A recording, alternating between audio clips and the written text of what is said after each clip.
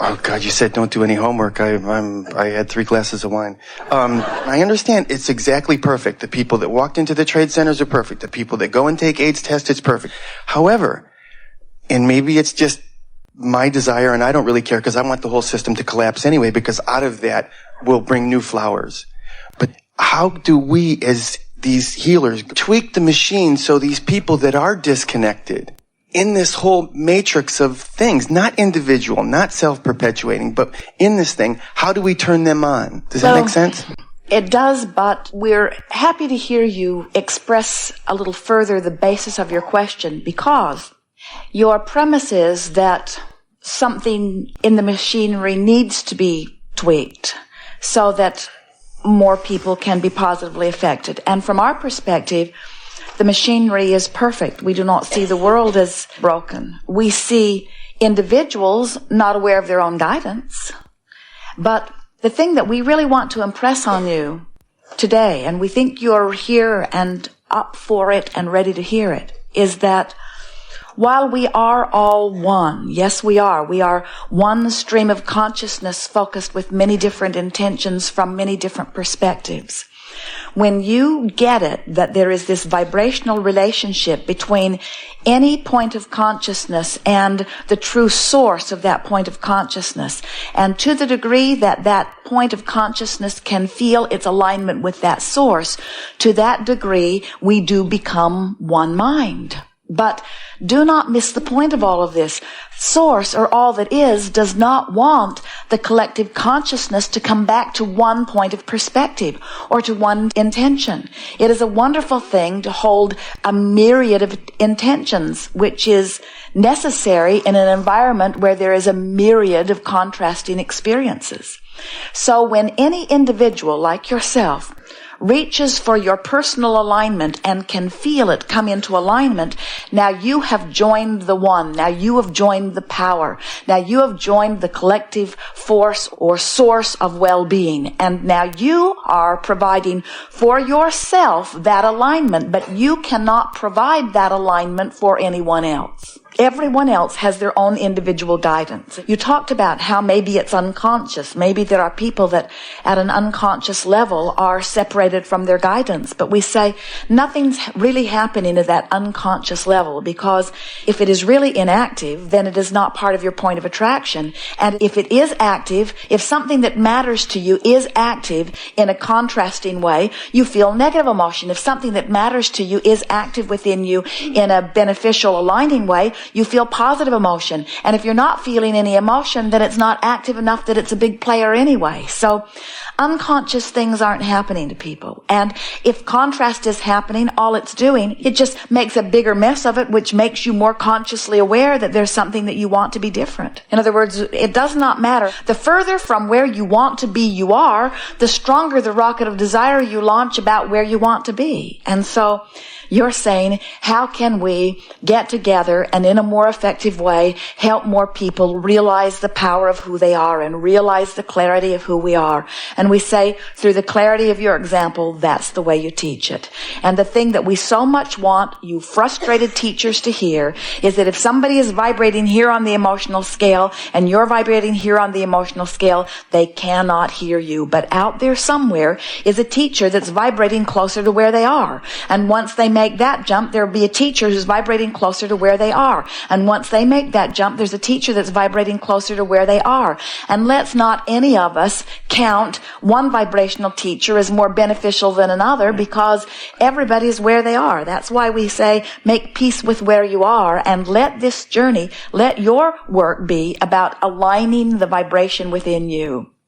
And when you do, things straighten up for you right away. And people who are then ready for you find their way to you. And then you can say, well, let me tell you what I've come to know. I didn't always consciously know this, but I'm realizing that the better I feel, the better things go for me. And there were a lot of things that happened that I used to carry around like a badge of honor. They used to talk about and activate that I don't activate anymore because I don't want to keep bringing them into my experience. It's reaching the point where when you say you create your own reality, many people are agreeing, even though their next question is, well, if that's so, how do I do it? And when people are ready to understand that they do it and they want to know how, then they're ready for the likes of you. But until then, the likes of you just irritates them. And you can't dabble in their experience.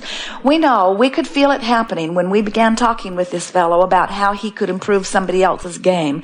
We know that there are two things that happen. The first thing that happens, it makes you feel powerless because there are a lot of games you'd like to dabble in. In other words, there are a lot of people who you would like to positively influence in one way or another. And the other thing that happens is it makes you feel a little vulnerable that somebody else might have the ability to dabble in your game. In other words, what if somebody who thinks that warts on the end of people's noses is particularly attractive would wish one on the end of my nose?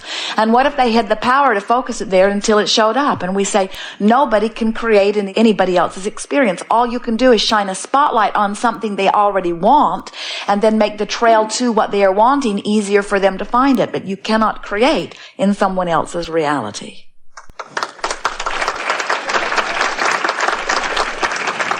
However, I'm just going to throw this out because this is one question I asked. Then it gets into what is the truth?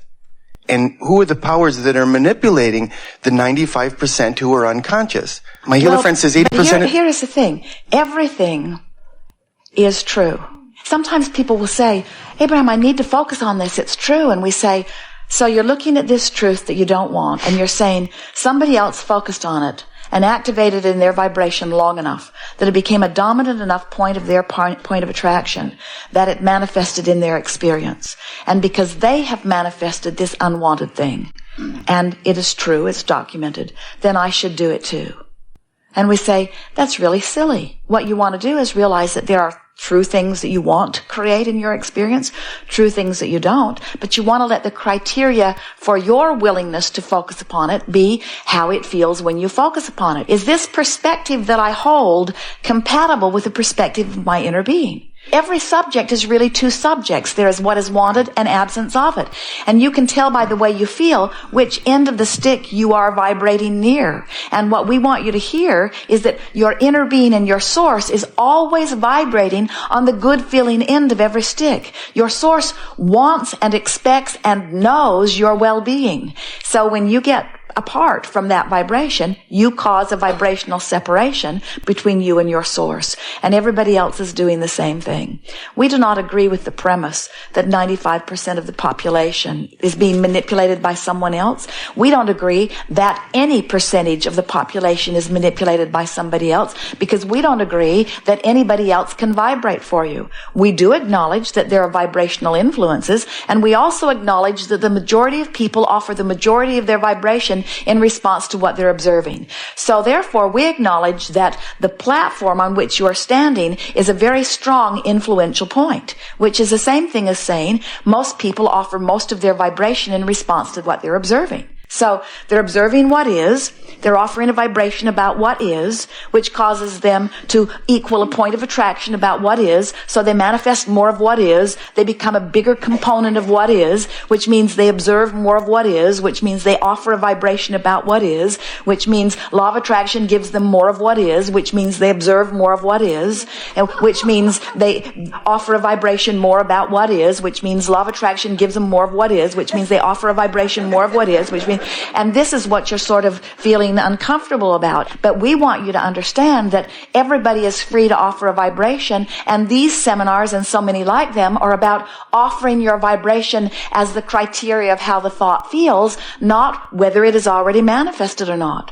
You cannot create an improved reality by focusing completely upon the reality that exists. You cannot continue to think the same thoughts and make any changes in your life experience, you see. But someone else is not controlling your thoughts. Someone else is just out there being an example that you could follow or not. So it's not that there are negative examples that are out there. It's that there are lazy focusers that are out there. It's that there are people that are out there focusing with no regard about what the focus means. It's that there are people out there that haven't quantified their journey. They want to be well, they just can't tell when they're moving in the direction of wellness because 99% of the creation is complete before there's any physical evidence. So even though they feel a little better, somebody will say, oh, well, that's just false hope. You're just fooling yourself. You can't cure yourself of this illness. Just because you think you're getting better doesn't mean you're getting better. There's no evidence. Look at what is. And we say, no, don't look at what is. If you look at what is, there will never be any new cures to anything. If you look at what is, there will never be any new cameras, any new computers, any new technology, any improvement, any new generations, if you only look at what is. But fortunately, there are dreamers, and we do agree with your premise that the majority of people are not really dreaming. The majority of people are looking at what is, but it's not a flawed system. It's a lazy population or a misguided population or a population that prefers to look at the marks on the faucet rather than feel the water and see how it feels. Somehow you've got separated from your belief in your ability to discern what's best for you. Here's where it starts. Here is the basis of all of that. Someone says, I want to feel good. It usually starts with your mother. And when you behave like that, I don't feel good. So you need to behave like that so that I will feel better. So you do your best to behave like she needs you to behave so that she can feel better. And in doing your best to behave like she wants you to behave so that she can feel better, you have to disregard how you feel, because how you feel has to be irrelevant if you're trying to do what feels better to her. Then in the bigger picture, you go to school and now they have other things that they need you to do so that they can feel better. They want you to quiet your mind. They want you to be still. They don't want you to be active. They don't want you to be varied in the things you want to talk about. They want to give you a handful of choices, and they want you all to put those square pegs into those round holes in some way. And then as this is all happening, as you are working on conforming to what somebody else wants, you're having little personal rebellions all along the way. That's your own guidance system saying, wait, the most important part of this is being left behind. And to the degree that you are able to suppress your own emotions and conform to what other people want, those are those of you who do get lost in the process. And there are renegades like you and like Esther and Jerry who don't get lost in the process because you're not willing to subvert your own desires for very long. You can put up with it a little bit, but that desire to discover who you are is such a powerful burning desire that is within you.